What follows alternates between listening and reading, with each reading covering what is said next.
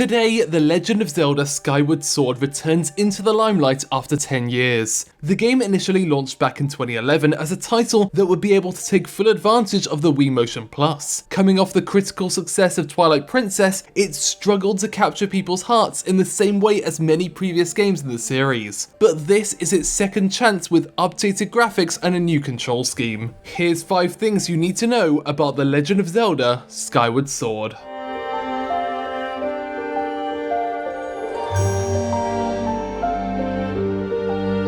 I mentioned that this was meant to be a showpiece for the Wii Motion Plus, but they did have some doubts behind the scenes. While Wii Sports Resort was able to make a compelling case for it, integrating those kind of controls to fit all of the different items and weapons smoothly in a Zelda game was difficult. In fact, you could even see during E3 2010 that the motion controls were kind of struggling on stage. At one point, they'd actually given up on making a motion game and created a new control scheme with buttons instead. It was only after being encouraged by others at the company that they took another shot at it.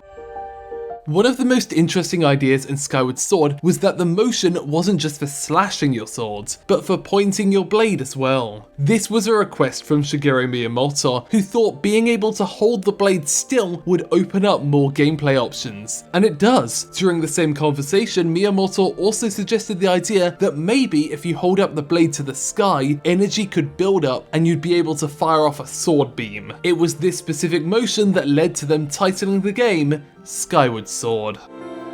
Skyward Sword has some of the best music in a Zelda game, and this is partly due to a collaborative workflow. The relationship between the development staff and the music team meant that they could keep exchanging ideas from very early on in the concept stage. In an interview, producer Eiji Aonuma said that the art team might listen to some of the soundtrack and change parts of a level to better fit the tone, while the music team is also basing their work on the art. It means that whether it's the visuals or audio, both end up being the result of a creative back and forth of ideas. Breath of the Wild stunned fans with its new form of open world adventure, presenting one massive uninterrupted environment. From the start of the game, you can see basically the entire world. But in retrospect, this was actually the exact opposite design philosophy to Skyward Sword. For that game, everything was made to be compact and surprising. In fact, even from the sky, you can't actually see where you're heading to. And when you finally get into the level, the intention was that even though they weren't all that big in terms of space, they always tried to keep what's to come obscured, so it always felt like you were constantly being introduced to new areas.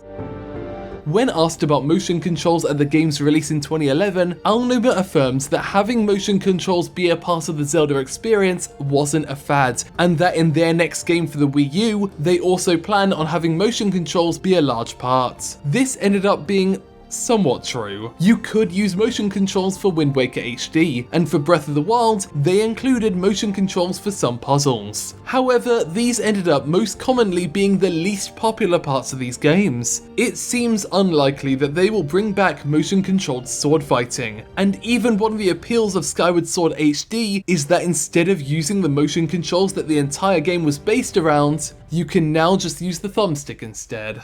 Thanks for watching OTAQUEST in Japan. Feel free to subscribe to find out more about the art and creation of Japanese pop culture.